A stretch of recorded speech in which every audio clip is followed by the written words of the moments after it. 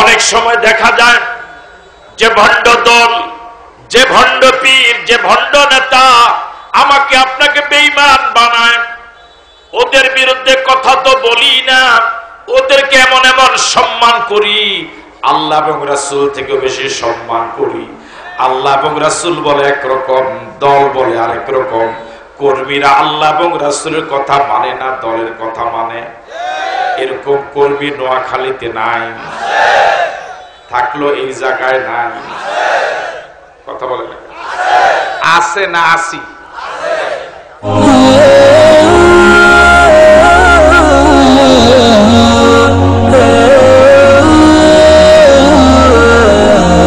আপনাদের সকলকে আন্তরিক ধন্যবাদ এবং মোবারকবাদ জানিয়ে একটি মৌলিক বিষয়ে আমরা কথা বলার জন্য চেষ্টা করব ইনশাআল্লাহ বিতৌফিকিল্লাহ বিইজনিল্লাহ। বর্তমান পৃথিবীতে 800 কোটির উপরে মানুষ। হযরত আদম আলাইহিস সালাতুস সালাম থেকে শুরু করে এ পর্যন্ত যত মানুষ এসেছে, বর্তমান পৃথিবীতে যত মানুষ আছে, কিয়ামত পর্যন্ত যত মানুষ আসবে, সব মানুষ এক দলের লোক নয়, এক পীরের মুরিদ নয়, এক দেশের মানুষ নয়, এমনকি সকলে এক ধর্মের লোক নয়। বিভিন্ন ধর্মের, বিভিন্ন দলের, বিভিন্ন পীরের, বিভিন্ন দেশের অসংখ্য মানুষ, যাদের মতের মিল নেই, ধর্মের মিল নেই, রুচিবোধের মিল নেই, বয়সের মিল নেই, চেহারার মিল নেই। কিন্তু এত অসংখ্য মানুষের অসংখ্য দিকে বেমিল হলেও পৃথিবীর সব মানুষ দুটা বিষয়ে একমত। এই দুইটা বিষয়ে পৃথিবীর কোন ধর্মের, কোন বর্ণের, কোন দেশের, কোন ভাষার কোন মানুষের দ্বিমত নাই। এর মাঝে একটা বিষয় হলো পৃথিবীতে চিরদিন থাকা যাবে না। দ্বিতীয় যে বিষয়ে সব মানুষ একমত, সে বিষয়টা হলো মৃত্যুর পরে সকলেই সুখে থাকতে চায়। এই বিষয় দুইটা কি আপনারা একমত? এখানে তো অনেকে একমত নেই। পৃথিবীর সব মানুষ বাদ, আপনারা একমত কিনা?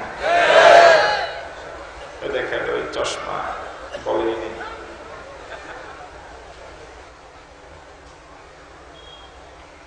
পৃথিবীর সব মানুষ কয়টা বিষয় একমত? আরো জোরে বলেন। এক, মৃত্যুবরণ করা লাগবে, অথবা আপনাদের আঞ্চলিক ভাষায় বলেন মরা লাগবে। দুই, মরার পরে সকলেই সুখে থাকতে চায়। এবার বলুন তো সব মানুষ কয়টা বিষয় একমত? এক। আরো আস্তে বলেন, জোরে বলেন। দুই, মরার পরে সকল মানুষ কোথায় থাকতে চায়? মুসলমানদের কাছে সে সুখের জায়গার নাম হলো জান্নাত। হিন্দু এবং বিধর্মীদের কাছে সে সুখের জায়গার নাম হলো স্বর্গ। নাম কি? বিধর্মীরাও, হিন্দুরাও নরকে যেতে চায় না, তারাও কোথায় যেতে চায়? আপনারা কি স্বর্গে যেতে চান না জান্নাতে যেতে চান? জাহান্নামে যেতে রাজি আছেন কেউ? একজনও না। আসুন, সে জান্নাতে যাওয়ার পথ কি আমরা সংক্ষেপে সেটা বলার চেষ্টা করি। আমাদের এই পৃথিবীতে যত কর্মতৎপরতা, ইসলামের অধীনে যত কাজ আমরা করি, সবটার মূল টার্গেটই হলো জান্নাতে যাওয়া। আজকে আপনারা এত প্রচন্ড গরমে এখানে গাজাগাজি করে বসে আছেন, খুব আরামে না কষ্ট হয়? কথা বলে না কেন? আসা যাওয়ার ভাড়া দিয়েছে? আপনারা এভাবে কথা বলেন না কেন? কথা বলবেন। ভাড়া দিয়েছে? ওর তো দিবে, এই জন্য বলে না যে তোর বেতন আছে। খাওয়ার ব্যবস্থা আছে? তাহলে নিজের পকেটের টাকা খরচ করে আসা যাওয়ার ভাড়া দিলেন, কষ্ট করে বসে আছেন, গরমে ঘাড় হলেন। জান্নাত পাওয়ার আশা এসেছেন না জাহান্নামে যাওয়ার আশা? কারা কারা জাহান্নামে যেতে চান একটু হাত তোলেন তো দেখি।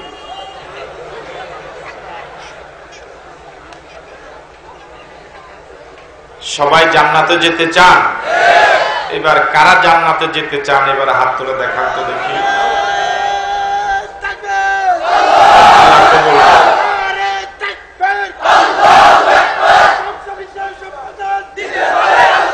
আমার ভাই,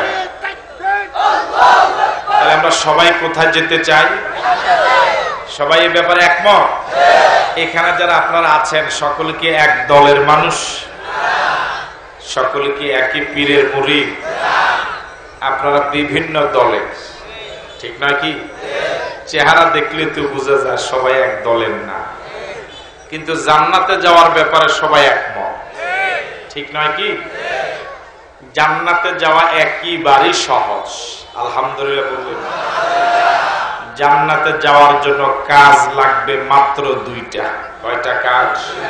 আবার বলেন, আবার বলেন। শুধু কি দুইটা না, মাত্র দুইটা।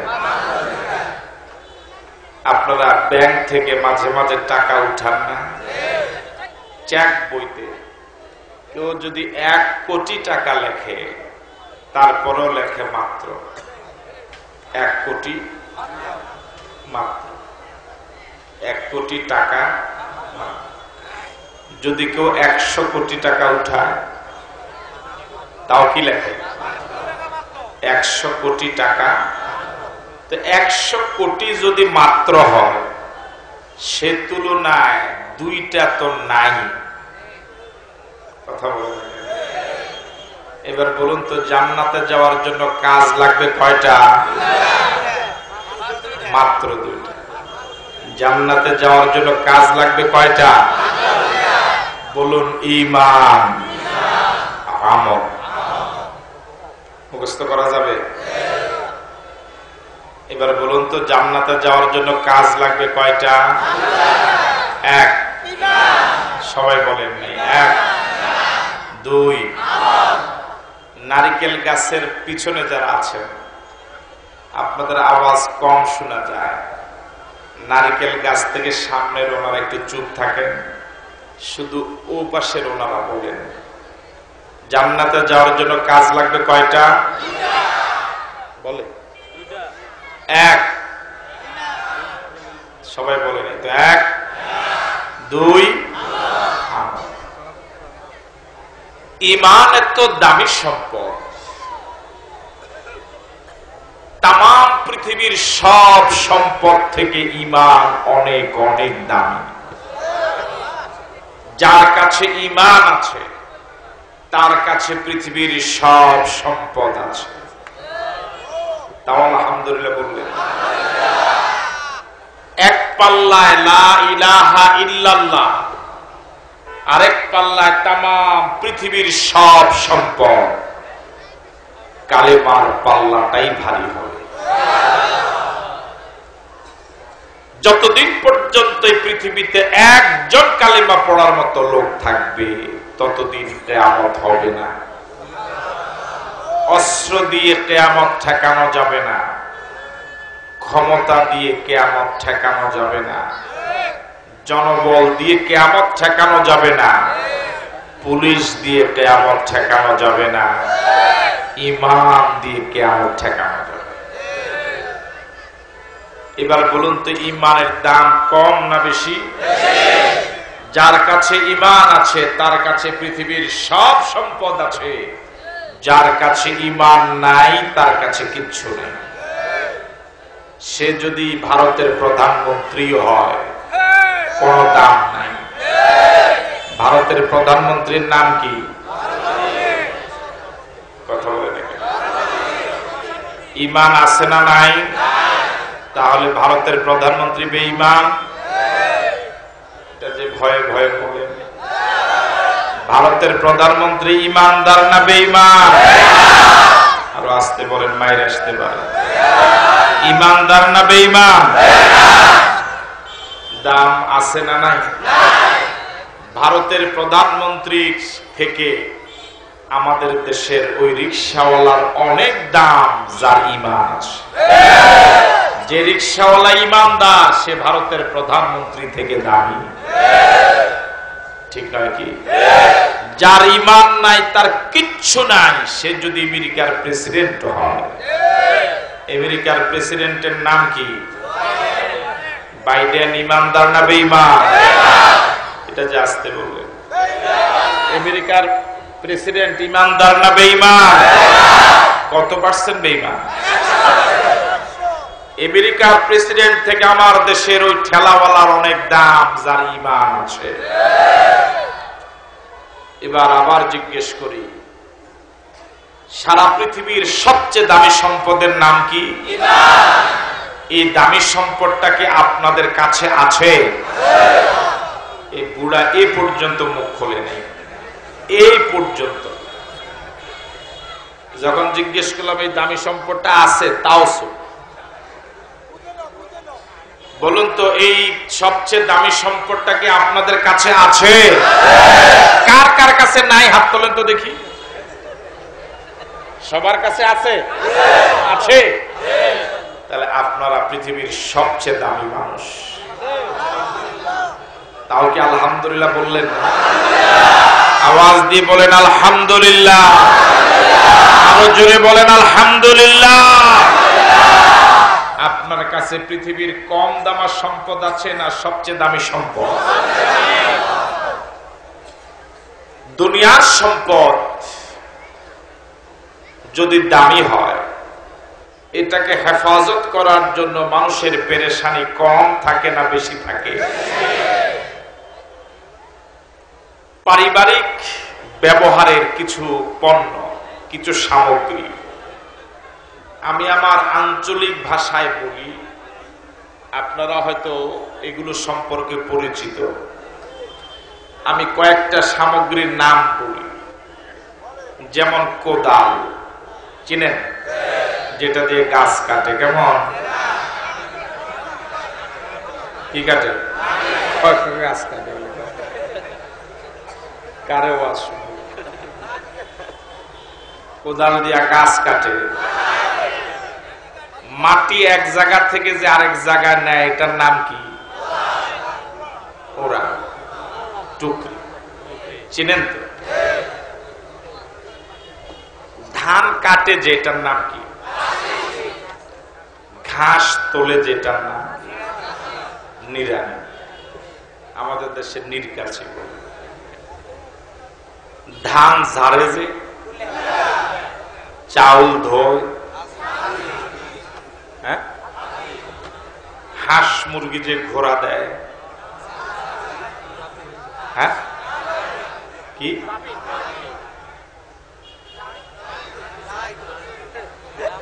এগুলো যে কয়েকটা সামগ্রীর নাম বললাম, এ জাতীয় আরো অনেকগুলো। এগুলো কি এখন মানুষের কাছে খুব দামি? আজ থেকে 20-25 বছর আগেও মহিলাদের কাছে, ঘরের সব সদস্যের কাছে এগুলো অনেক দামি ছিল, অনেক গুরুত্বপূর্ণ ছিল। এই জন্য সন্ধ্যাবেলা অন্যান্য দামি সম্পদের সাথে এই পণ্যগুলো মহিলারা, পরিবারের সদস্যরা ঘরে উঠাতো। এখন কি ঘরে উঠায়? এগুলো সারা রাত পড়ে থাকে। কোথায়? শুধু এক রাত না, রাতের পর রাত পড়ে থাকে। আপনি কি আমার সাথে একমত? বলুন তো, এই 10-15 বছর ব্যবধানে এত পার্থক্য কেন হলো? 15-20 বছর আগে মানুষের আর্থিক অবস্থা এমন ছিল যে এগুলো খুব দামি ছিল। এখন আর্থিক অবস্থা এমন যে 4000 কোটি টাকা চুরি হয়ে গেল, আরেকজন মুরব্বি কয় না অল্প কয় টাকা। ঠিক নয় কি? এর জন্য মানুষের কাছে এখন হাজার হাজার কোটি টাকার কোনো কি নাই। ঠিক নয় কি? সারা রাত এগুলো উঠোনে পড়ে থাকে। এগুলোর চিন্তা কি মালিকের ঘুম নষ্ট হয়? বরং ঘুম আরো ভালো হয়, নিলে নেক। কথা কয় না? আপনি এই সামগ্রীগুলো উঠোনে রেখে নিশ্চিন্তে ঘুমাতে পারেন। 1000 টাকার একটা নোট উঠানে রেখে কি এভাবে ঘুমাবেন? কেন? আপনার কাছে 1000 টাকার অনেক দাম। 5000 টাকা উঠানে রাখবেন। আপনার কাছে 1 লক্ষ টাকা আছে, 1 লক্ষ টাকা ঘরে এনে কি টেবিলের উপর রেখে দিবেন? কি করবেন? হ্যাঁ, আলমারিতে ঢুকাবেন, ঠিক নয় কি? ঢুকায়া তালা দিবেন না। কথা বলে না কেন? তালা দিবেন। তালা দিয়ে কি শুধু একবারই নাড়বেন না বারবার? হ্যাঁ, এরকম করবেন কেন বারবার? লাগলো কিনা? ঠিক আছে কথা? আপনারা কি আমার কথা শুনতেছেন, বুঝতেছেন? তালা লাগিয়ে চাবিটা টেবিলের উপর রেখে দিবেন। ওই দেখেন, ওই একদম এইভাবে বসে আছে, মনে হয় 80 বছরের বুড়া। টেবিলের উপর রেখে দিবেন। কোথায় রাখবেন? কোমরে অথবা বালিশে। এরপরও কি রাতে 2 একবার উঠে দেখবেন কোমরে আছে না নাই? দেখবেন কেন? যে 1 লাখ টাকা আপনার কাছে অনেক দামি। টাকার পরিমাণ যদি 1 লাখ টাকা না হয়ে 1 কোটি টাকা হয়, আপনি কি রাতে ঘুমাবেন? কি করবেন? সারা রাত পাহারা দিবেন, ঠিক নয় কি? এবার আপনাদের হাজারো জনতার কাছে প্রশ্ন, আপনার 1 লক্ষ টাকা এটা বেশি দামি না ঈমানটার থেকে অনেক দামি? কথা বলেন, আরো জোরে বলেন। 1 লক্ষ টাকা থেকে কম দামা না অনেক বেশ দামা? 1 কোটি টাকা থেকে কম দামা না বেশ দামা? না তাম পৃথিবীর সব সম্পদ থেকেও বেশি দামি ঈমান?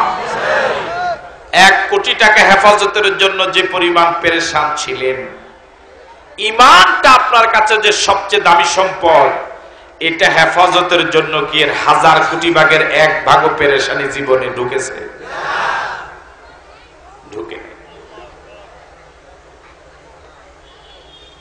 1 লক্ষ টাকা যদি কেউ চুরি করে নিয়ে যায়,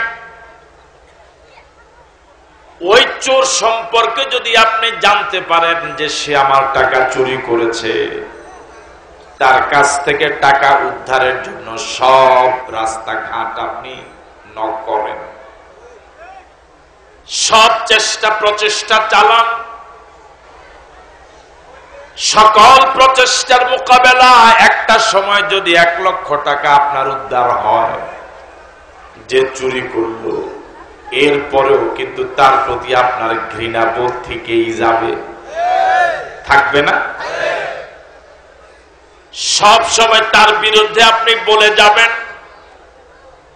হাটে বাজারে পথে প্রান্তরে সর্বত্রই কেউ আপনাকে জিজ্ঞেস করুক আর না করুক, সব সময় আপনি তার ব্যাপারে বলবেন সে চোর। তার একটা মেয়ের বিয়ের ব্যাপারে আলোচনা চলছে, ছেলের আলোচনা চলছে বিয়ের, ছেলে এবং মেয়ে দোনোটাই ভালো, কিন্তু এরপরও আপনি তাদের বিরুদ্ধে বিয়ের ব্যাপারে খোঁজ বলবেন। কথা বলে না? আমার ভাইয়ারা, মানুষের দুনিয়ার সম্পদ যেভাবে চুরি হয়, ওই চোরের হাত থেকে সম্পদ বাঁচাবার জন্য মানুষ কত কিছু আবিষ্কার করে, কত প্রচেষ্টা চালায়। মানুষের দুনিয়ার সম্পদ যেভাবে ডাকাতি হয়, ওই ডাকাতের কবল থেকে বাঁচার জন্য মানুষ যেভাবে প্রচেষ্টা চালায়। এই কম দামা সম্পদগুলো যদি চুরি হতে পারে, ডাকাতি হতে পারে, এবার আপনাদের কাছে আমার প্রশ্ন, কম দামা জিনিস বেশি চুরি হয় না বেশি দামা জিনিস বেশি চুরি হয়? কম দামা জিনিস ডাকাতি হয় না বেশ দামা জিনিস ডাকাতি হয়? কম দামা জিনিস এই যুগে চুরিও হয় না, ডাকাতি তো দূরের কথা। শুরুর কথা যদি মনে থাকে, পৃথিবীর সবচেয়ে দামি সম্পদের নাম হলো ঈমান। দুনিয়ার সামান্য সম্পদ যদি চুরি হতে পারে, ডাকাতি হতে পারে, পৃথিবীর সবচেয়ে দামি সম্পদ যার নাম ঈমান, এই ঈমান কি চুরি এবং ডাকাতি হওয়ার সম্ভাবনা আছে না নাই? আরো জোরে বলেন। দুনিয়ার সবচেয়ে দামি সম্পদ ঈমান। ওই ঈমান চুরি হওয়ার মতো, চুরি করার মতো অসংখ্য পন্থা পৃথিবীতে রয়েছে, ডাকাতি হওয়ার মতো অসংখ্য পথ পৃথিবীতে রয়েছে। যারা মানুষের ঈমানকে চুরি করে বেঈমান বানায়, এদের মাঝে একদল চোরের নাম হলো ভণ্ড পীর। আসতে বলেন, ভণ্ড দল। কথা বলে না কেন? ভণ্ড নেতা, ভণ্ড আলেম, ভণ্ড পীর, ভণ্ড বক্তা, ভণ্ড ইমাম, এই জাতীয় এরা মুসল্লিদের, মুরিদদের, কর্মীদের ঈমান চুরি করে আমাকে আপনাকে বেঈমান বানিয়ে জাহান্নামী করে। কথা বলে ঠিক নয়? কিন্তু আমাদের আচরণটা সম্পূর্ণ ভিন্ন। দুনিয়ার সম্পদ যে চুরি করে, দুনিয়ার সম্পদ যে চুরি করে তাকে, যার সম্পদ চুরি করলো সেও চোর বলে, সমাজের অন্যরাও তাকে চোর বলে মন্তব্য করে, তাকে ঘৃণা করে। কিন্তু যে ভণ্ড পীর আমার আপনার ঈমান চুরি করে, যার ঈমান চুরি করে, সেও তাকে চোর বলে না, সমাজের অন্যরাও তাকে চোর বলে না, বরং পীর সাহেব বলে। কথা বলে না ঠিক কি? দুনিয়ার সম্পদ যে চুরি করে, যার সম্পদ চুরি করে সে তাকে ঘৃণা করে, যার সম্পদ চুরি করে নাই ওরা ওই চোরকে ঘৃণা করে। কিন্তু যে ভণ্ড পীর আমার আপনার ঈমান চুরি করে, যার ঈমান চুরি করলো সে ওই ভণ্ড পীরকে ঘৃণা করে না, বরং ভণ্ড পীরকে জীবনের সবচেয়ে বেশি সম্মান শ্রদ্ধা করে, তাকে কষ্টার্জিত টাকার বিনিময়ে গরু কিনে হাদিয়া দেয়। আরো জোরে বলেন ঠিক কিনা? অনেক সময় দেখা যায় যে ভণ্ড দল, যে ভণ্ড পীর, যে ভণ্ড নেতা আমাকে আপনাকে বেঈমান বানায়, ওদের বিরুদ্ধে কথা তো বলি না, ওদেরকে এমন এমন সম্মান করি, আল্লাহ এবং রাসূল থেকে বেশি সম্মান করি। আল্লাহ এবং রাসূল বলে একরকম, দল বলে আরেক রকম। কর্মীরা আল্লাহ এবং রাসূলের কথা মানে না, দলের কথা মানে। এরকম কর্মী নোয়াখালীতে নাই, থাকলো এই জায়গায় নাই। কথা বলে না? আছে না? আসি আছে তো আরেকজন, বলতে হবে যে আসি। কথা কয় না? এরকম কর্মী কি সমাজে নাই? আল্লাহ এবং রাসূল বলে একরকম, কোরআন হাদিস বলে একরকম, দল বলে আরেক রকম। ওই কর্মী কোরআন সুন্নাহর কথা মানে না, আল্লাহ এবং রাসূলের কথা মানে না, দলের কথা শুধু মানেই না, দলের কথা মানার জন্য জীবন দিত রাজি। এরকম কর্মী এখানে আছে না নাই? তাও আসি বলে নাই। এরকম কর্মী আসি না নাই? এরকম মুরিদ কি সমাজে নাই? কোরআন সুন্নাহ বলে একরকম, কোরআন সুন্নাহ মাসআলা একরকম, কোরআন সুন্নাহ জিকির করতে বলে একরকম, পীরে মাসআলা আরেক রকম, পীর জিকির করতে বলে আরেক রকম। ওই মুরিদ কোরআন সুন্নাহর জিকির মানে না, পীরের জিকির মানে। কোরআন সুন্নাহর মাসআলা মানে না, পীরের মাসআলা মানে। এরকম মুরিদ সমাজে আছে না নাই? না আসি? কথা বলে না?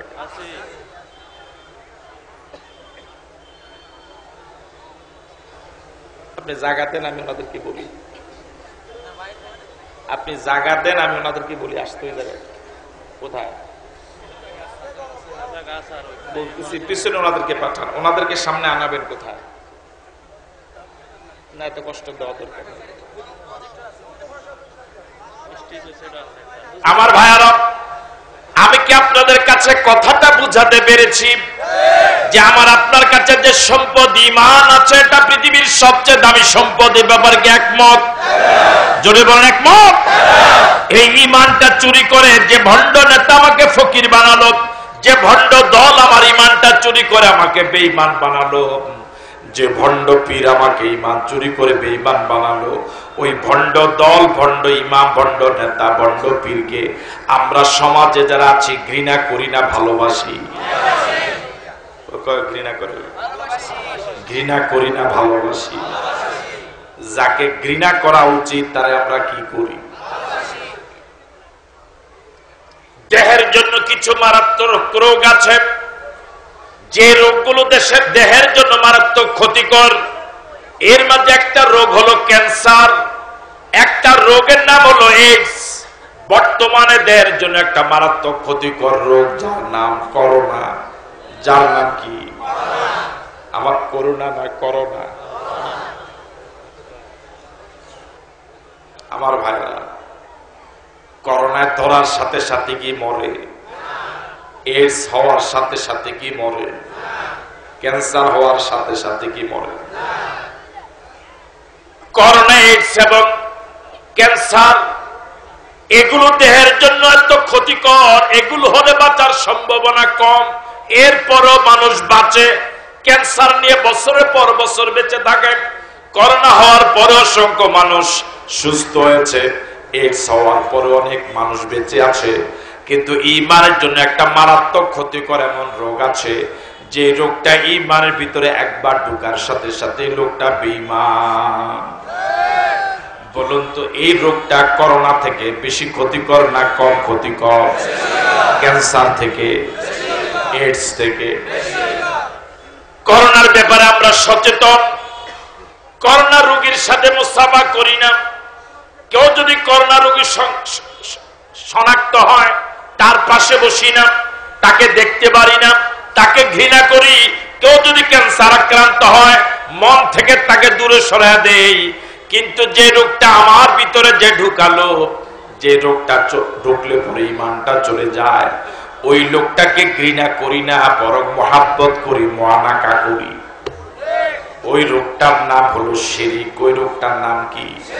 আরো জোরে বলেন। শিরিক কি ক্যান্সার থেকে খারাপ না ভালো?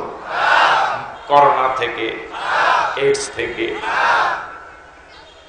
ক্যান্সার, এইডস এবং করোনা ঢুকলে সাথে সাথে মরে না, কিন্তু শিরিক যদি ঈমানের সাথে ঢুকে সাথে সাথে বেঈমান হয়ে যাওয়া লাগে। এই মুহূর্তে শিরিক করলো, সাথে সাথে বেঈমান। হযরত লোকমান ছেলেকে ডেকে বলেছিলেন, ওয়াইজ ক্বালা লুকমানু লিবনিহি ওয়া হুয়া ইয়াইযুহু ইয়া বুনাইয়া ওয়া হুয়া ইয়াইযুহু ইয়া বুনাইয়া লা তুশরিক বিল্লাহ ইন্নাশ শিরকা লাযুলমুন আযীম।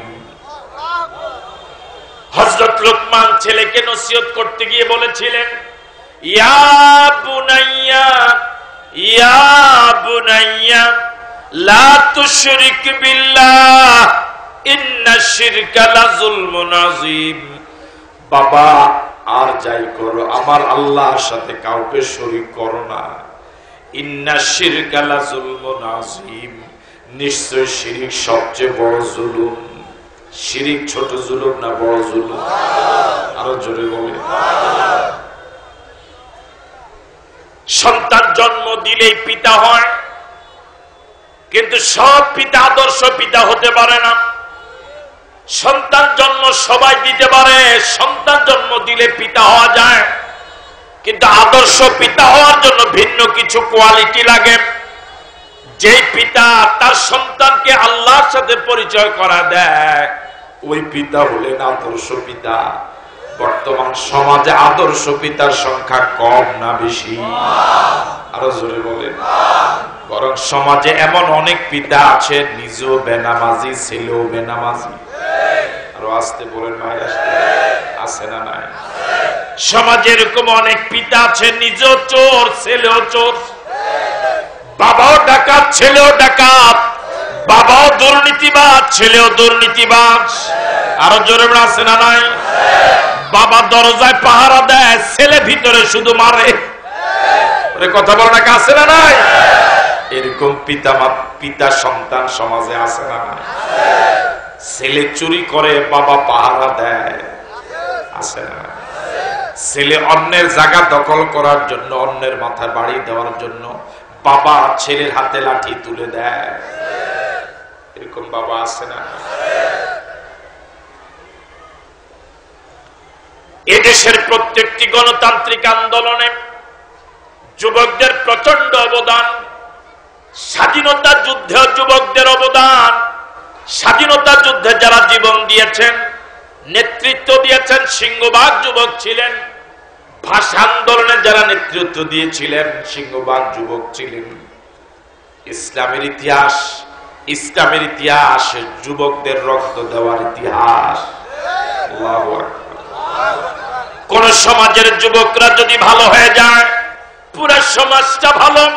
কোন সমাজের যুবকরা যদি খারাপ হয়, বুড়ারা ভালো হলেও সমাজটা ভালো হওয়ার সম্ভাবনা। কোন এলাকার যুবকরা যদি আল্লাহওয়ালা হয়ে যায়, দিনদার হয়ে যায়, ওই সমাজে ইবলিস ঢুকতো একটু চিন্তা করে ঢোকা লাগে।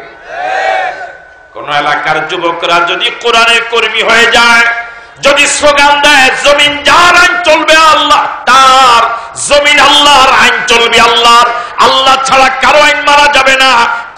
কতিপয় যুবক যদি স্লোগান দেয়, সিদ্ধান্ত নেয় আমার সমাজে চুরি চলবে না, ডাকাতি চলবে না, জেনা ব্যভিচার সন্ত্রাস মাস্তানি চাঁদাবাজি চলবে না, যুবকরা যদি সিদ্ধান্ত নেয়, ওই সমাজটা ভালো হওয়ার সম্ভাবনা আছে না নাই? আরো চুরি বলেন। রাসূল কারীম সাল্লাল্লাহু আলাইহি ওয়াসাল্লাম যুবকদেরকে প্রচন্ড ভালোবাসতেন। আজকের মাহফিলে তো যুবকের সংখ্যা বেশি। কথা বলে না? শুধু যুবকরা আওয়াজ দাও তো, যুবকের সংখ্যা কম না বেশি? এবার বুড়ারা কমছে, বুড়াদের সংখ্যা কম না বেশি? বুড়ারাও কম বেশি, যুবকরাও কম বেশি।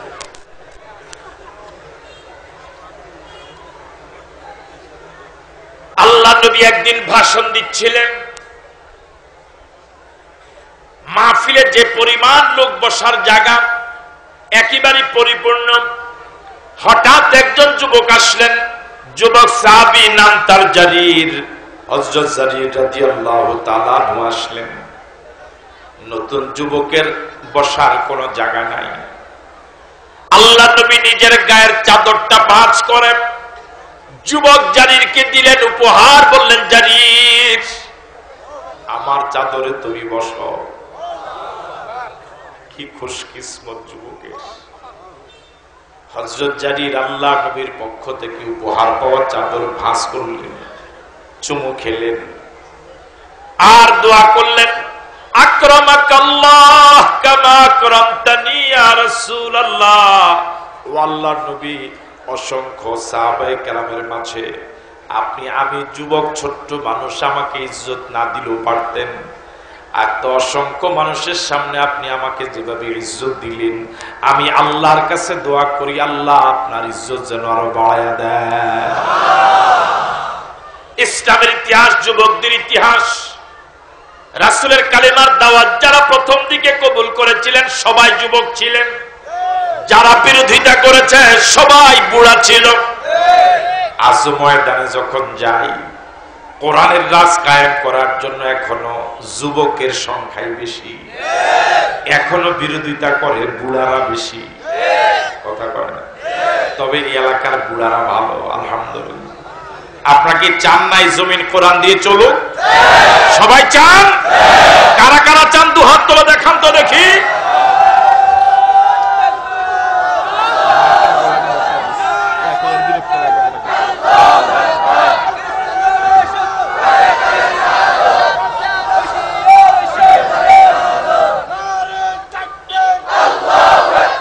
আমার ভাইয়ারা, ইসলামের ইতিহাস একদিক থেকে অন্যদিকে চলে গেলাম। কি পরিমাণ স্যাক্রিফাইস করেছেন যুবকেরা, দিন কায়েমের জন্য জীবনটাকে তুচ্ছ মনে করেছেন। জীবন চলে যায় তো যাক, আমার জীবনের বিনিময়ে যদি দিন কায়েম হয়, আমার এটা মরণ নয়, এটার নাম হলো জীবন। জোরে বলেন আল্লাহু আকবার। বিরক্ত হচ্ছেন না? ইসলামের ইতিহাসে একটা গুরুত্বপূর্ণ যুদ্ধ যার নাম মুতার যুদ্ধ। নাম কি? আরো জোরে বলেন না। একদিকে 1 লাখ রোমান সৈনিক, আরেকদিকে 3000 মাত্র মুসলমান। কয় হাজার মিলে? একদিকে কয় লাখ, আরেকদিকে 1 লাখ সশস্ত্র বাহিনীর মোকাবেলায় মাত্র 3000 মুসলমানকে আল্লাহ নবী রিক্রুট করলেন। যুদ্ধে যাওয়ার প্রস্তুতিমূলক বৈঠকে আল্লাহ নবী সাহাবায়ে কেরামদের উপস্থিতিতে এই মুতার প্রান্তরে 3000 মুজাহিদদের মাঝে সেনাপতির দায়িত্ব পালন করবেন যিনি, তার নাম ঘোষণা করলেন। আল্লাহ নবী বললেন, মুতার প্রান্তরে প্রথম সেনাপতির দায়িত্ব পালন করবে আমার ছেলে, আমার পালক ছেলে যায়েদ। আল্লাহু আকবার। এবার রাসূল বললেন, দ্বিতীয় পর্যায়ে সেনাপতির দায়িত্ব পালন করবে আমার চাচাতো ভাই জাফর ইবনে আবি তালেব। তৃতীয় পর্যায়ে সেনাপতির দায়িত্ব পালন করবে আব্দুল্লাহ ইবনে রাওয়াহা। কয়জনের নাম ঘোষণা করলেন? একটা যুদ্ধে সেনাপতি লাগে কয়জন? রাসূল ঘোষণা করলেন কয়জন? আল্লাহ নবী 3 জনের নাম ঘোষণা করে ক্ষান্ত হননি। আল্লাহ নবী বললেন, আমি 3 জনের নাম ঘোষণা করেছি, চতুর্থ জন তোমরা নিজেরা নিয়োগ দিবা। আল্লাহু আকবার। সাহাবায়ে কেরাম কারো বুঝার বাকি নাই, যে 3 জনের নাম ঘোষণা করা হলো তাদেরও বুঝার বাকি নাই। মুতার প্রান্তর থেকে এই 3 জনের একজনও জীবিত ফিরে আসবে না। আল্লাহ নবী বললেন, যাও নিজ নিজ পরিবারে যাও, বিদায় নিয়ে আসো। হযরত যায়েদ বললেন, ইয়া রাসূলুল্লাহ, আমি আপনার ছেলে, আপনি আদেশ করেছেন আমার মা আয়েশা সিদ্দিকা রাদিয়াল্লাহু তাআলা আনহা হুজুরাত থেকে শুনেছেন, আমি আর কার কাছে যাব? আমি রাজি। আল্লাহু আকবার। হযরত জাফর ইবনে আবি তালেব বাড়ি গেলেন, উঠোনে দাঁড়িয়ে স্ত্রীকে ডাক দিলেন। প্রিয়তমা স্ত্রীকে বললেন, আল্লাহ নবী আমাকে মুতার প্রান্তরে সেনাপতি নিয়োগ দিয়েছেন, তোমার কাছ থেকে বিদায় নিতে এসেছি, তুমি আমাকে মেহেরবানি করে হাসি মুখে বিদায় দাও। তোমার কাছে ওসিয়ত করে যাচ্ছি, আমি যে আল্লাহর জন্য জীবন দিতে যাচ্ছি, আমার ছেলে মেয়েগুলোকে তোমার কাছে আমানত দিয়ে গেলাম, আমার ছেলে মেয়েগুলোকে তোমার কাছে রেখে গেলাম, তোমার কাছে ওসিয়ত করে যাচ্ছি, আমি যে আল্লাহর জন্য জীবন দিতে যাচ্ছি, আমার রেখে যাওয়া ছেলে মেয়েগুলোকে তুমি সে আল্লাহর পথে চালাইও। আমার ছেলে মেয়েগুলো যেন আমার আল্লাহকে ভুলে না যায়, আমার ছেলে মেয়েগুলো যেন আমার আল্লাহকে ভুলে না যায়। আমি যে আল্লাহর জন্য, তাদের বাবা যে আল্লাহর জন্য জীবন দিতে যাচ্ছে, তারাও যেন সে আল্লাহর জন্য জীবন দিতে প্রস্তুতি নিতে পারে। এই জন্য আমার অনুপস্থিতি তুমি মা, তুমি সে দায়িত্বটা পালন করবা। স্ত্রী দুহাত তুললেন আল্লাহর কাছে, বললেন, আল্লাহ, আল্লাহ তোমার হাবিব আমার স্বামীকে সেনাপতি নিয়োগ দিয়েছেন, আমি তো বারণ করতে পারি না, তবে তোমার কাছে ফরিয়াদ করি, আল্লাহ আমার স্বামীকে তুমি গাজী বানাইয়া আমার কাছে তুমি ফেরত দিও। হযরত জাফর ইবনে আবি তালেব, তার হাতে যে তলোয়ার ছিল, ওই তলোয়ারটার উল্টা পিঠ দিয়া মুনাজাতরত স্ত্রীর হাতের উপরে মৃদু আঘাত করে বলেন, হাত নামাও, ও প্রিয়তমা হাত নামাও, তুমি এমন উল্টা দোয়া করো না, তোমার উল্টা দোয়া আমার আল্লাহ কবুল করবে না, তুমি তাড়াতাড়ি হাত নামাও। আল্লাহর নবী আমার নাম 2য় নম্বরে ঘোষণা করেছেন, আমার আগেও একজন আছে, আমার পরেও একজন আছে। ও প্রিয়তমা, তুমি নিশ্চিত থাকো, মুতার প্রান্তর থেকে তোমার স্বামীর লাশ আসবে, জীবিত আসবে না। আল্লাহু আকবার। আমার আগে একজন, আমার পরে একজন। তোমার স্বামীর নাম যেহেতু দ্বিতীয় নম্বরে আল্লাহ নবী ঘোষণা করেছেন, তুমি নিশ্চিত থাকো মুতার প্রান্তরে তোমার স্বামী শহীদ হয়ে যাবে। ও প্রিয় যুবকেরা, ও কলেজার টুকরা যুবকেরা, নিশ্চিত মৃত্যু জেনে সবার কাছ থেকে বিদায় নিয়ে জীবন দেওয়ার জন্য যাচ্ছে। এই জাতীয় ইতিহাস বর্তমান দেশেও তো তৈরি হয়েছে, না হয় না? এই জাতীয় কিছু আল্লাহর বান্দা তো সবার কাছ থেকে বিদায় নিয়ে আল্লাহর দেওয়া জীবন আল্লাহকে দিয়ে দিয়েছে, না দেয় নাই? জাফর ইবনে আবি তালেব ছুটলেন মুতার প্রান্তরে, স্ত্রী কাটা কবুতরের মতো ছটফট করলেন, ছেলে মেয়েগুলো আব্বা আব্বা বলে রুনাজারি করলেন। জাফর ইবনে আবি তালেব একবারের জন্য পিছনে ফিরে তাকান নাই। কারা কান্দে? জোরে বলেন না আল্লাহু আকবার। সেনাপতি রাসূল কয় জনের নাম ঘোষণা করেছিলেন? সর্বশেষ আব্দুল্লাহ ইবনে রাওয়াহা, যুবক মানুষ, মাত্র বিয়ে করেছেন, এখনো বাসর হয় নাই। এ রাত ছিল তার ফুল সজ্জার রাত। অপ্রিয় যুবকেরা, কলিজার টুকরা যুবকেরা, এ রাত ছিল তার বাসর রাত। উঠোনে আসলেন, এসে শুনেন নববিবাহিতা স্ত্রী ঘরের ভিতরে, হুজরার ভিতরে আল্লাহর কালাম তেলাওয়াত করেন। উঠোন থেকে আওয়াজ দিয়ে বললেন, প্রিয়তম, কিছু সময়ের জন্য মেহেরবানি করে একটু কোরআন তেলাওয়াত বন্ধ রাখো। আল্লাহ নবী আমাকে, আল্লাহ নবী তোমার স্বামীকে মুতার প্রান্তরের সেনাপতি হিসেবে নাম ঘোষণা করেছে। আমি মাত্র তোমাকে বিয়ে করলাম, তোমার কোন হক আমি আদায় করতে পারি নাই। তুমি আমাকে চিরদিনের জন্য ক্ষমা করে দিও। আমার আল্লাহর কাছে আমার বিরুদ্ধে তুমি মামলা দিও না। তোমার প্রতি অনুরোধ করি, আমাকে আসামি বানাইও না। আমার আল্লাহর কাছে তুমি আমার বিরুদ্ধে মামলা দিয়ে আমাকে আসামি করো না। আমাকে হাসি মুখে তুমি বিদায় দাও। তোমার কাছে আমি ক্ষমা চাই। তোমার কোন হক আমি আদায় করতে পারি নাই। হযরত আব্দুল্লাহ ইবনে রাওয়াহার স্ত্রী ঘর থেকে আওয়াজ দিয়ে বললেন, আমার কপাল কত ভালো, কত ভাগ্যবতী মহিলা আমি। আল্লাহ নবী আমার স্বামীকে সেনাপতি নিয়োগ করেছে। আমার কিসমত কত ভালো, কত খুশ কিসমত আমার। একজন সেনাপতির স্ত্রী আমি, আল্লাহ নবীর ঘোষিত সেনাপতির স্ত্রী আমি। আমার কত খুশ কিসমত আমার। এবার প্রিয়তম স্ত্রী বললেন, আপনি একটু ঘরে আসেন। আমি মদিনার একজন সুন্দরী নারী, আপনি আমাকে কখনো দেখেন নাই, আমি আপনাকে কখনো দেখি নাই। আমি আপনাকে একটাবার একটু দেখে রাখতে চাই। আব্দুল্লাহ ইবনে রাওয়াহা বললেন, আমি ঘরে যাব না। আব্দুল্লাহ ইবনে রাওয়াহার স্ত্রী বললেন, আপনি যদি ঘরে আসেন, আমি কথা দিচ্ছি আমি প্রেম নিবেদন করব না, আমি আবেগতাড়িত হব না, আবেগ প্রবণ হব না।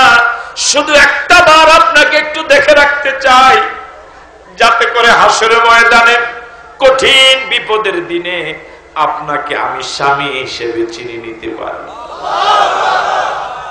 আব্দুল্লাহ ইবনে রাওয়াহা বললেন, না প্রিয়তমা, তুমি যতই বলো আমি ঘরে যাব না, আমি ঘরে যাব না, আমি ঘরে যাব না। আমি তোমাকে কথা দিচ্ছি, তুমি যদি ধৈর্য ধারণ করে থাকতে পারো আর তোমার নিয়ত যদি সহি হয়, তুমি নিশ্চিত থাকো যে আল্লাহর জন্য তোমার স্বামী জীবন দিতে যাচ্ছে। ওই আল্লাহ হাসরের ময়দানে তোমাকে আমাকে স্বামী স্ত্রী হিসেবে পরিচয় করায় দিবে। ও কলিজার টুকরা যুবকেরা, আজ ইসলাম প্রতি পদে পদে অপমানিত হচ্ছে। ইসলামকে মিটিয়ে দেওয়ার সব প্রচেষ্টা অব্যাহত আছে। আমার ভাইয়ারা, মক্কার কাফের এবং মুশরিকেরাও যে দুঃসাহস করে নাই, বর্তমান পৃথিবীতে সেই দুঃসাহস হচ্ছে কোরআন শরীফের আয়াত নিষিদ্ধ করার জন্য আদালতে রিট করা হয়। যে দুঃসাহস মক্কার কাফের এবং মুশরিকরা করে না। কত গভীর ষড়যন্ত্র চলছে বিশ্বব্যাপী, পৃথিবীর প্রতিটি দেশে দেশে। আমরা তো রাতের বেলা আরামে ঘুমাই, সব কাজকর্ম ঠিকভাবে করি, কিন্তু পৃথিবীর সব দেশে দেশে ইসলাম, মুসলমান, কোরআন সুন্নাহ, আল্লাহ রাসূল, উলামায়ে কেরাম, হক্কানি পীর মাশায়েখ সব চিরতরে ধ্বংস করার জন্য আন্তর্জাতিক ষড়যন্ত্র হিসাবে, অংশ হিসাবে কত গভীর ষড়যন্ত্রে যে পড়ে গেল মুসলমানরা, তার খবরও নেই না। কেউ বলতে গেলেও শোনার মতো সময় পাই না। আমার ভাইয়েরা, এই জন্য এখন যুবকদের সময় এসেছে, যারা এখন বুড়া হয়ে গেল, আমরা যারা এখন বুড়াদের কাতারে, আমাদের তো এখন আর জীবন দেওয়ার মতো, নেতৃত্ব দেওয়ার মতো সেই সাহসী উদ্যোগ এখন থাকার কথা নয়। তবে আমরা দোয়া করি, আল্লাহ এই যুবকদেরকে তুমি ওমর বানায় দাও। যুবকেরা পারবে জীবন দিতে? কারা কারা পারবে দুহাত তুলে দেখাও।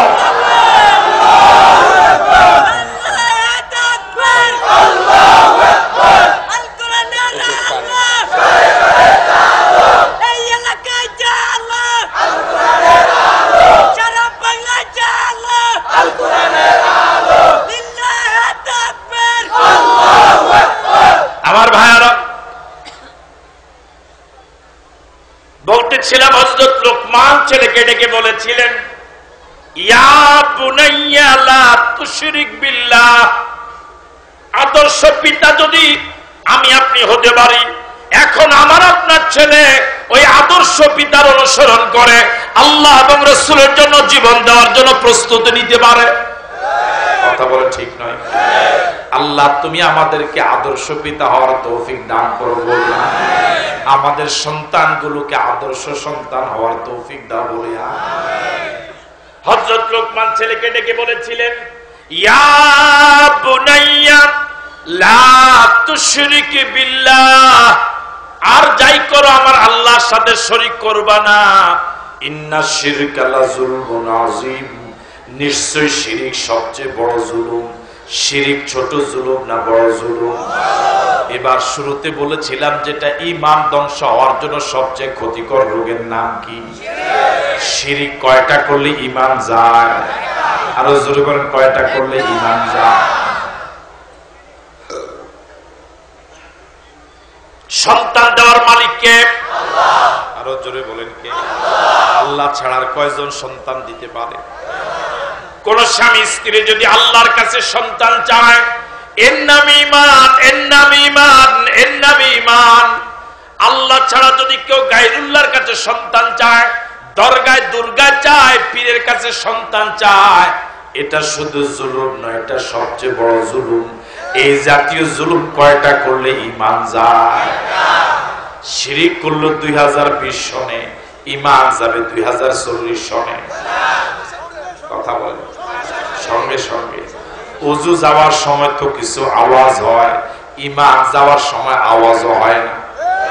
কথা বলে না ঠিক কিনা? ওযু যাওয়ার কারণে যার ওযু গেল অন্তত সে নিজে জানে যে আমার ওযু নাই, কিন্তু শিরিক করার কারণে যে ঈমান চলে গেল সে নিজেও জানে না যে তার ঈমান নাই। সে নামাজ পড়ে, রোজা রাখে, হজ করে, যাকাত দেয়, দাড়ি টুপি সবই আছে, এই জাতীয় লোক কি সমাজে আছে? নামাজ রোজা সব ইবাদত বন্দেগী কম বেশ করে, আবার সন্তানের জন্য সিলেট যায়, ল্যাংটায় যায়, খাজা বাবা গাজা বাবায় যায়, আছে না নাই? সে নামাজ রোজা করার কারণে নিজেকে ইমানদার মনে করে, সমাজের লোকেরাও তাকে ইমানদার মনে করার কারণে মসজিদে তাকে জায়গা দেয়, ঈদগাতে সে জায়গা পায়, প্রথম কাতারে জায়গা পায়, এমনকি মুয়াজ্জিন না থাকলে মাঝে মাঝে আজানও দেয়। কথা কয় না কাছে? আমার ভাইরা, সে নামাজ রোজা করার কারণে কোরবানিতে অন্যেরা তাকে শরীক নেয়, কিন্তু তার যে ঈমান বহু আগে চলে গেছে, সমাজও জানে না, সে নিজেও জানে না। এই জাতীয় লোক সমাজে আছে না নাই? কিয়ামতের অসংখ্য আলামত আল্লাহ নবী বলে গেলেন ১৫০০ বছর আগে। এর মাঝে একটা আলামত হলো, রাসূল বলে গেলেন কিয়ামতের আগে এমন একটা সময় আসবে যে যুগে মসজিদ ভর্তি মুসল্লি থাকবে, এর মাঝে একজনও ঈমানদার নাই, একজনও ঈমানদার নাই। এবার কি বুঝে আসছে আপনাদের নামাজিরা কিভাবে বেঈমান হয়? কথা বলেন। নামাজ পড়ে এরপরও বেঈমান বুঝে আসছে আপনাদের? কি করার কারণে বেঈমান হয়ে গেল? আরো জোরে বলেন। বড় একটা অঙ্কের ডবল জিরো পাওয়ার জন্য কয়টা ভুল করা দরকার? পুরা জীবনের ঈমান নষ্ট হওয়ার জন্য কয়টা শিরক করা দরকার? সিজদা পর একমাত্র মালিক কে? আরো জোরে বলেন কে? আল্লাহ ছাড়া কয়জন সিজদা পেতে পারে? কেউ যদি আল্লাহকে সিজদা দেয় এর নাম হলো ঈমান। আল্লাহ ছাড়া যদি অন্যকে সিজদা দেয় এর নাম শুধু জুলুম নয়, সবচেয়ে বড় জুলুম। এই জাতীয় জুলুম কয়টা করলে ঈমান যায়? এই জাতীয় মুসলমান কি এলাকায় নাই? যারা আল্লাহকে সিজদা দেয়, মাজারেও সিজদা দেয়, দেশে এরকম মুসলমান নামদারি আছে না নাই? একটা প্রাণী আছে যার নাম মাছি। নাম কি? মাছির পুরা মাথায় শুধু চোখ, এই জন্য মাছিকে ধরা বড় কঠিন। পুরা মাথা ব্যাপী কি শুধু ঘুরে, এটাকে ধরা যায় না বেশি। মাছি ময়লাতেও বসে, আবার মিষ্টিতেও বসে। বসে কি বসে? বলেন রুচি আছে না নাই? আছে বলেন। যদি রুচি থাকতো, মিষ্টিতে বসার পর এই মাছিটা কোনোদিন ময়লাতে বসতো না। মিষ্টিতে বসার পর যেহেতু আবার ময়লাতে বসে, ময়লাতে বসার পর আবার মিষ্টিতে বসে, বুঝতে হবে তার রুচি নাই। কি নাই? যে ইমানদার দাবিদার আল্লাহকে সিজদা দেয়, মাজারও সিজদা দেয়, বুঝতে হবে তার ইমানের রুচি না। কথা বলে ঠিক নয় কি? আসলে হেদায়েত যদি নসিবে না থাকে, কোরআন শরীফ বাইকটা খাওয়াইল। এই কথাটা বুঝার জন্য তো কামেল পাশ করা দরকার নাই যে সিজদা পাওয়ার একমাত্র মালিক আল্লাহ, তাকে ছাড়া কাউকে সিজদা দেওয়া যাবে। এবার আপনাদের কাছে টোটাল আলোচনার সামারি। পৃথিবীতে সবচেয়ে দামি সম্পদের নাম কি? এই সম্পদটা কি আপনার আমার কাছে আছে? এই সম্পদটা নষ্ট হওয়ার জন্য একটা মারাত্মক ক্ষতিকর রোগের নাম কি? শিরিক। কয়টা করলে ঈমান যায়? সিদ্ধান্ত কি নেওয়া যেতে পারে জীবন চলে গেলেও শিরিক করব না? রাজি আছি? জীবন চলে যেতে পারে, শিরিক করব না। আল্লাহ তৌফিক দান করুন, বলি আমিন। জান্নাতে যাওয়ার জন্য কাজ লাগবে কয়টা? তাও মাত্র ভুলে গেলেন। জান্নাতে যাওয়ার জন্য কাজ লাগবে কয়টা? এক।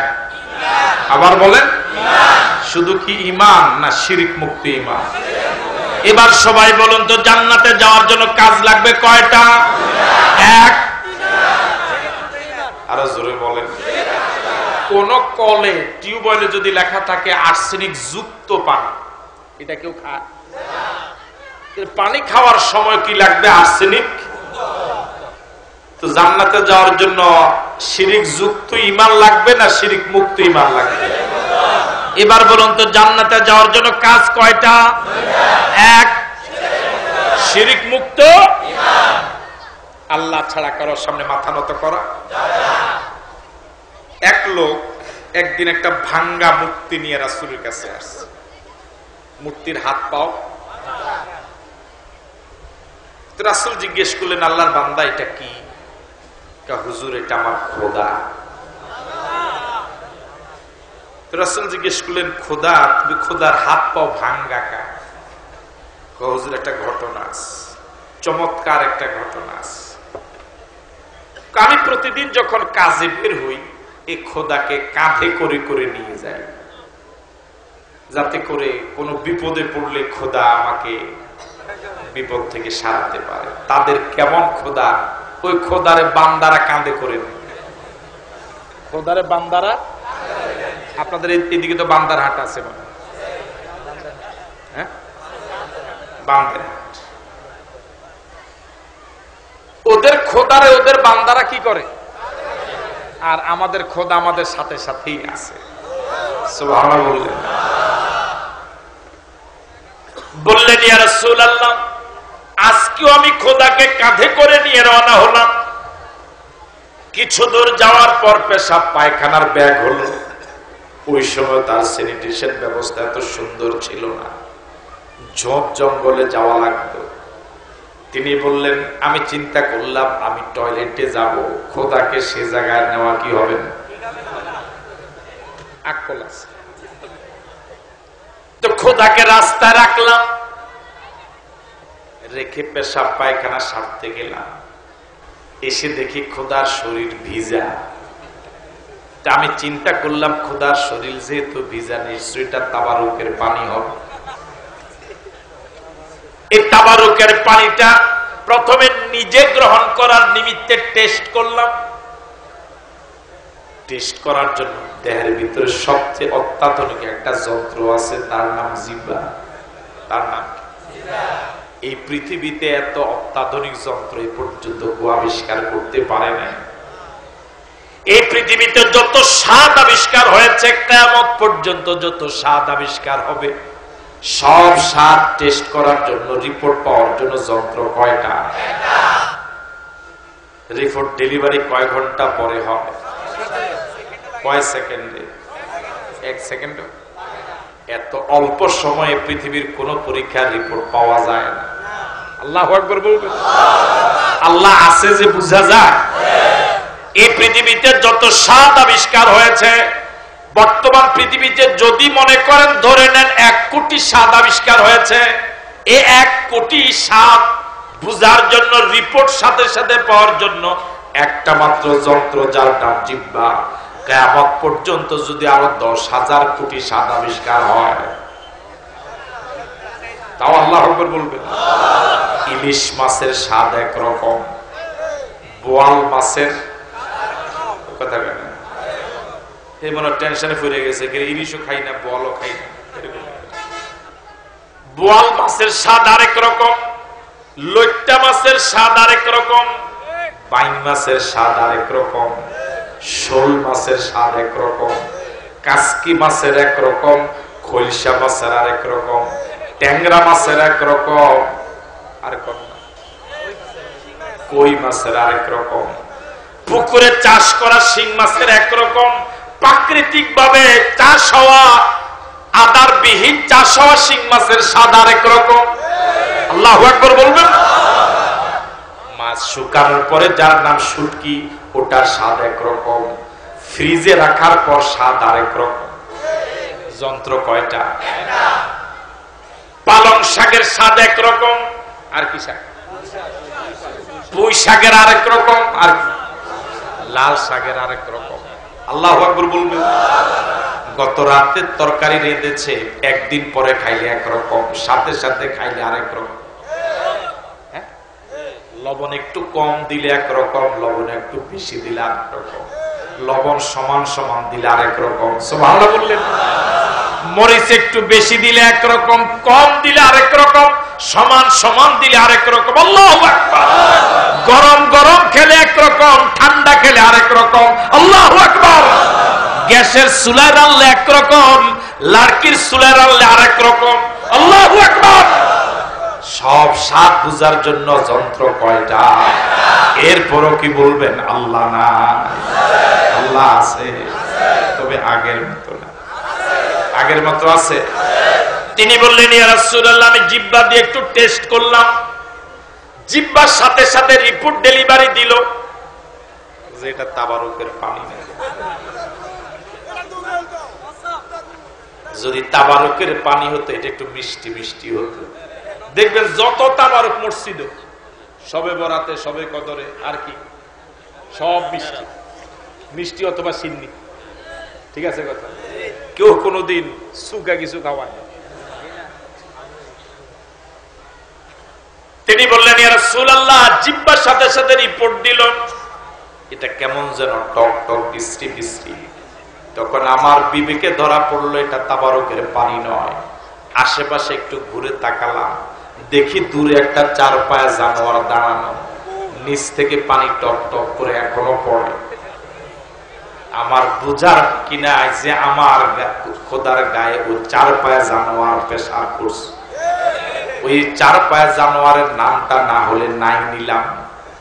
নাম কি? কয় কি? হ্যাঁ? তিনি বললেন, ইয়া রাসূলুল্লাহ, আমার মেজাজ এমন গরম হলো, আমার মেজাজ আর কন্ট্রোল করতে পারলাম না, ওই খোদার পা ধরে এমন আছাড় মারলাম যে তুই কি খোদা না তুই হুদা?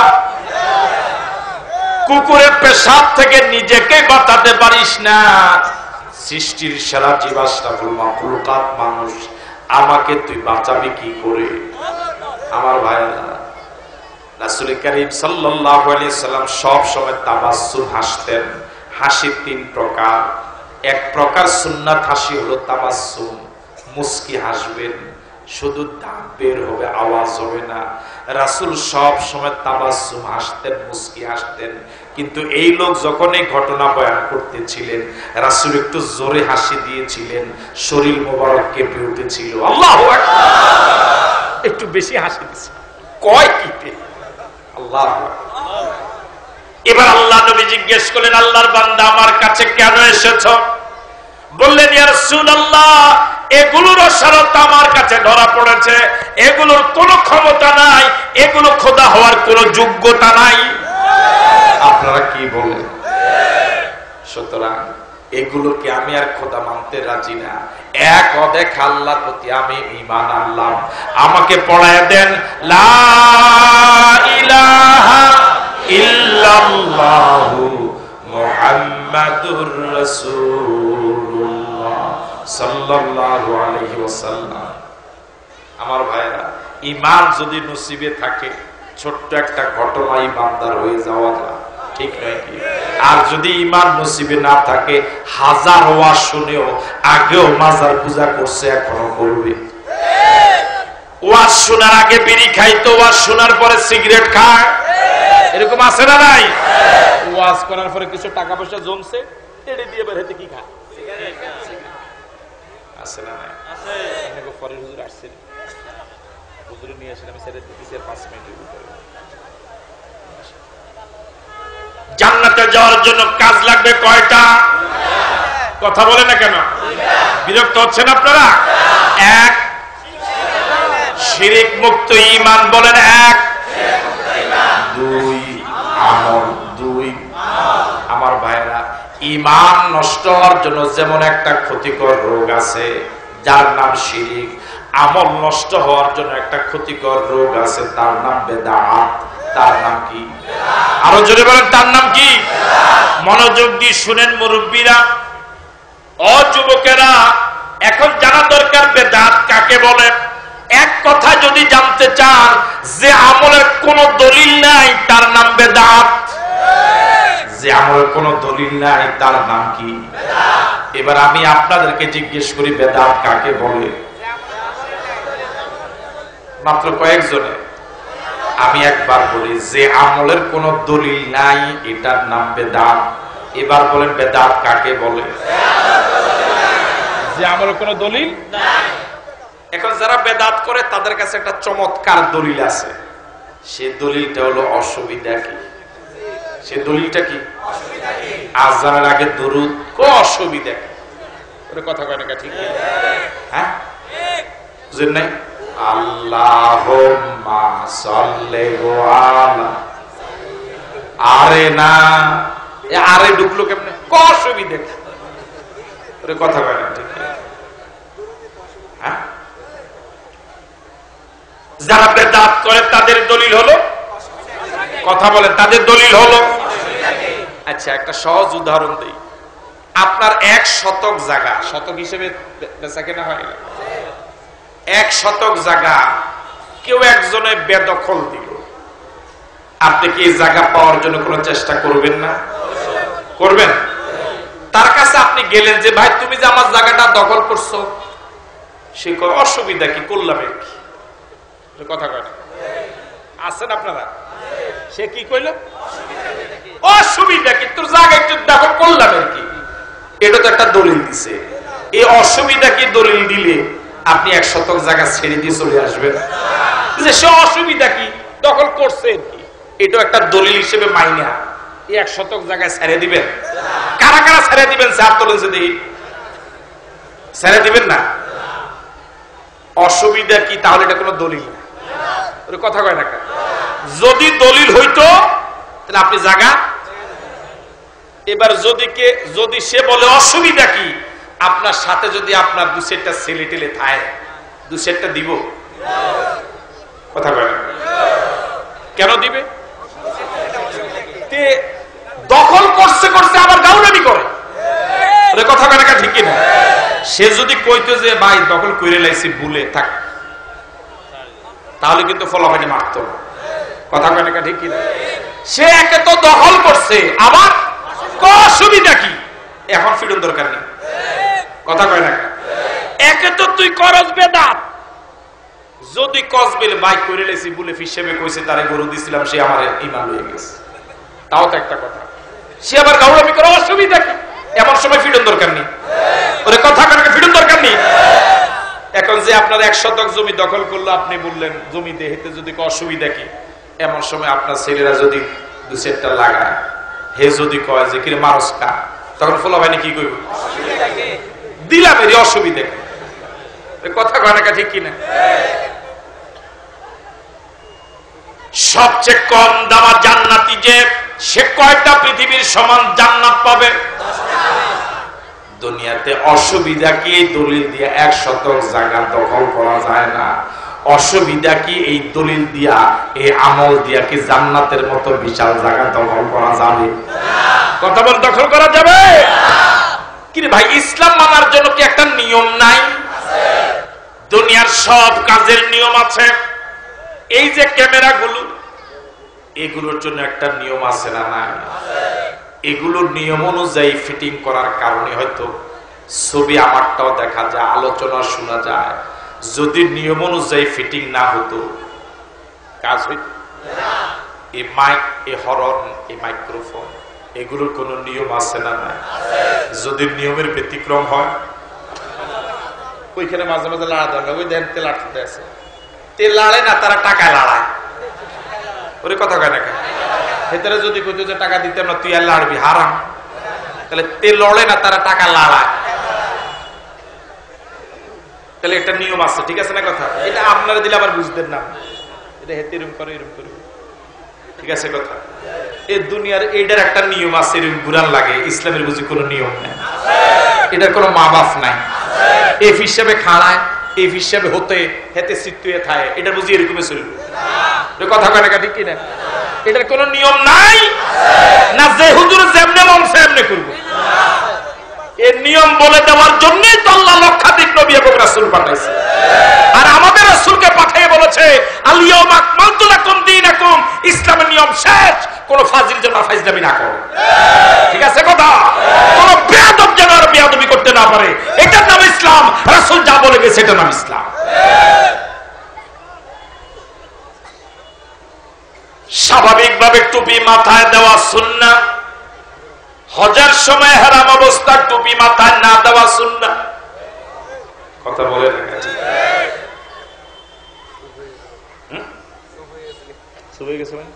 এটা বুঝে নেবেন। এখানে ইমাম সাহেবকে আমরা, হ্যাঁ, এই মসজিদের ইমাম টুপি হজ করছে, যে বেতন দেয় হজ করবো কয় বছর? কথা বুঝি?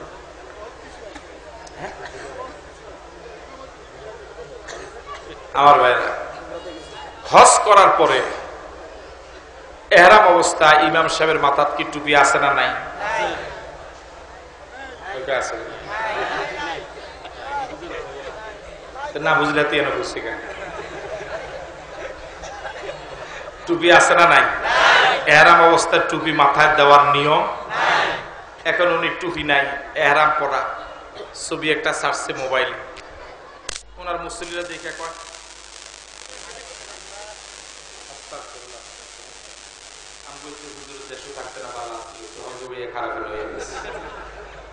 মাথাত কি নাই, এতে হজগিয়া খারাপ হয়েছে না ভালো হয়েছে?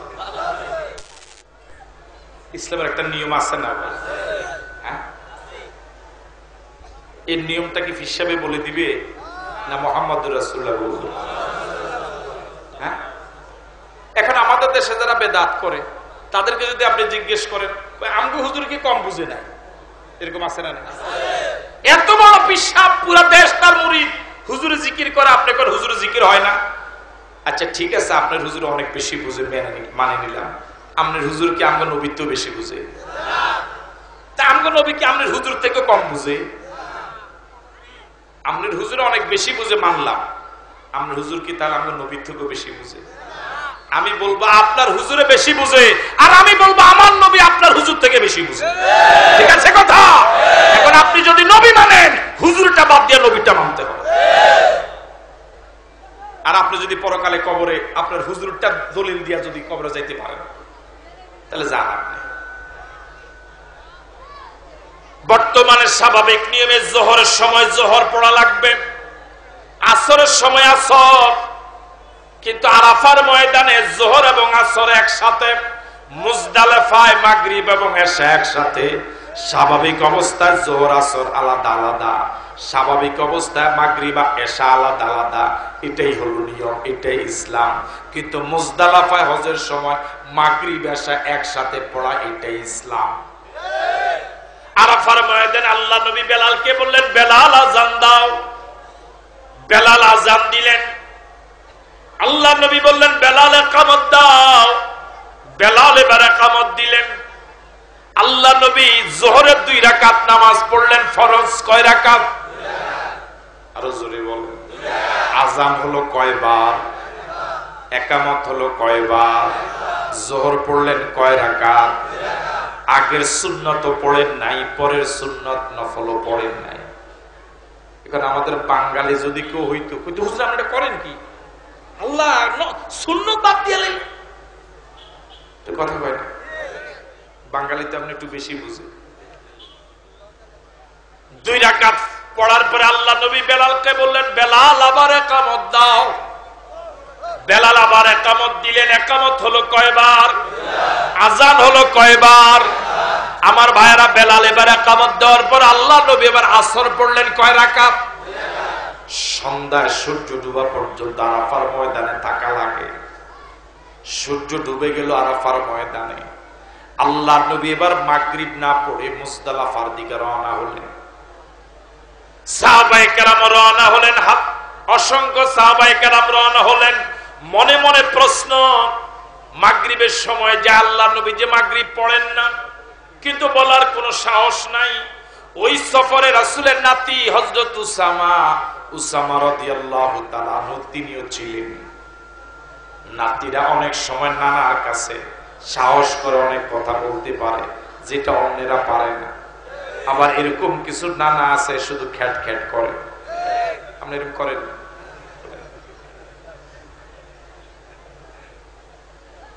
হযরত উসামা নাতি মানুষ সাহস করে বলে ফেললেন, নানা নামাজ, নানা নামাজ, নানা নামাজ।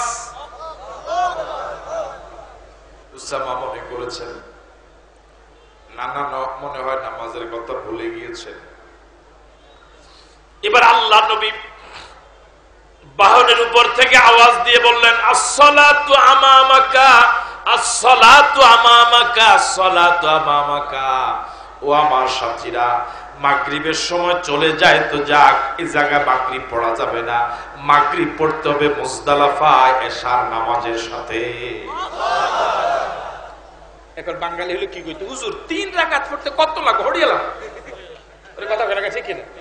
হুজুর 3 রাকাত পড়তে কত লাগে? কথা কয় না, ঠিক না? হ্যাঁ, এই একজন হুজুরে কোন লাগে, একামত দে, একামত দে তাড়াতাড়ি। ঠিক আছে না কথা? আপনার কথা অনুযায়ী ইসলাম না নবীর কথা অনুযায়ী ইসলাম? আপনার পীর সাহেবের কথা অনুযায়ী ইসলাম না নবীর কথা অনুযায়ী ইসলাম? শরীয়ত যা বলেছে বুঝে আসুক আর না আসুক, এটাই সুন্নাত, এটাই করলে উম্মাত, এটা করলে জান্নাত। এর বিপরীত করাটাই বেদাত। এর বিপরীত করাটা কি? আরো জোরে বলেন, এর বিপরীত করাটা কি? 5 ওয়াক্ত নামাজে আজান আছে না নাই? জুমার নামাজে, ঈদের নামাজে, আমরা কথা ঈদের নামাজে বলে আজান আছে কয় কি?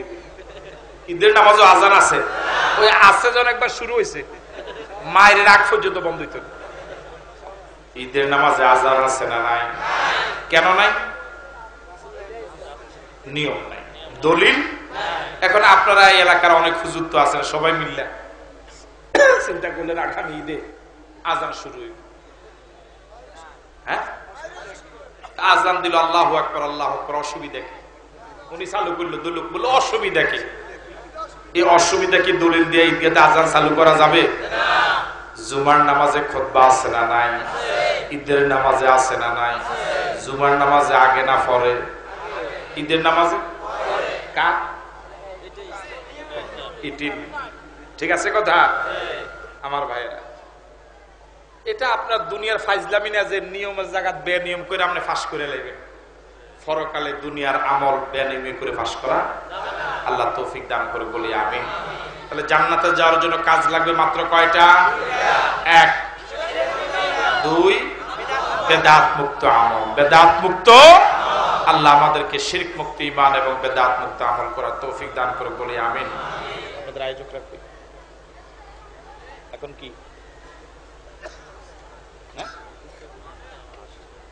হ্যাঁ, আমি আর কথা বলতে পারছি না। একটু আগে আপনারা দেখেছেন যে কথা বলতে গিয়ে আটকে গেলাম। এই জন্য আয়োজকদেরকে বলবো আপনারা ব্যবস্থাপনা করেন। আমি আমার আলোচনা এখানে শেষ করছি। আমার জন্য দোয়া করবেন, আমি আপনাদের জন্য দোয়া করার চেষ্টা করবো ইনশাআল্লাহ। দোয়া করে আল্লাহ পাক আমরা এখানে যেভাবে একই সামিয়ানের নিচে বসা